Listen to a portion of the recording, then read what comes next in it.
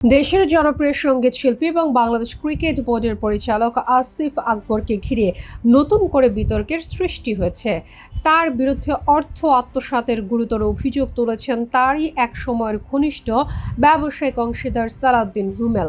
বিষয়টি ইতিমধ্যে আইনি পর্যায়ে গড়ানোর ইঙ্গিত দিলেও অভিযোগকারীর দাবি, এখন পর্যন্ত মামলা গ্রহণ না হওয়ায় ন্যায় বিচার নিয়ে অনিশ্চয়তা তৈরি হয়েছে। জানা গেছে, গত 10 মার্চ রাজধানীর রমনা থানায় একটি সাধারণ ডায়েরি দায়ের করেন সালাউদ্দিন রুমেল। তিনি অভিযোগ করেন, দীর্ঘদিন ধরে দেয়া বিপুল অঙ্কের অর্থ ফেরত না পেয়ে বাধ্য হয়ে আইনের আশ্রয় নিয়েছেন। তবে জিডি করার পর তিনি মামলা দায়ের করতে গেলে তা গ্রহণ করা হয়নি বলেও অভিযোগ করেন। তার ভাষ্য অনুযায়ী প্রভাব খাটিয়ে মামলা গ্রহণে বাধা দেওয়া হয়েছে। গণমাধ্যমে দেয়া বক্তব্যে রুমেল বলেন, 2009 সালের শেষ দিকে আসিফ আকবর ব্যক্তিগত এবং ব্যবসায়িক প্রয়োজনে তার কাছ থেকে টাকা ধার নেন। প্রথমে 30 লাখ টাকা দেওয়া হয়, পরে আরও 5 লাখ এবং তার কিছুদিন পর আরও 30 লাখ টাকা দেওয়া হয়। এভাবে ধাপে ধাপে বড় অঙ্কের অর্থ বিনিয়োগ করা হয় বলে দাবি করেন তিনি। যখন 2009 সালে শেষ দিকে আসিফের কিছু টাকার দরকার হয়েছিল, প্রথমে 30 লাখ, পরে 5 লাখ টাকা বলছি তুমি তোমার কিস্তির টাকা দাও। রুমেলের দাবি অনুযায়ী শুধু তিনিই নন, ডক্টর শাকিল আহমেদ সহ আরও কয়েকজন ঘনিষ্ঠ ব্যক্তি এই বিনিয়োগে অংশ নেন। তাদের মধ্যে কেউ 88 লাখ, কেউ 77 লাখ টাকা দিয়েছেন বলেও উল্লেখ করেন তিনি। সব মিলিয়ে কয়েক কোটি টাকার লেনদেন হয়েছে বলে অভিযোগ উঠেছে।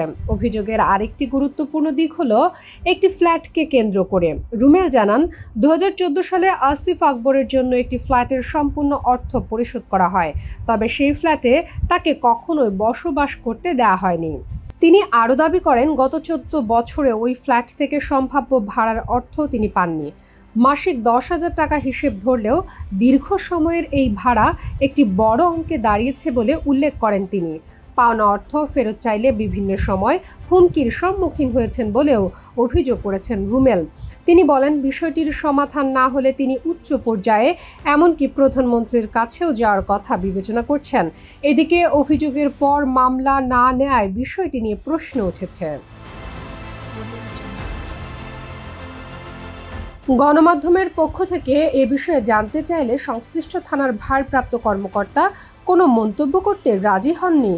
ফলে পুরো বিষয়টি নিয়ে ধোঁয়াশা আরও বেড়েছে।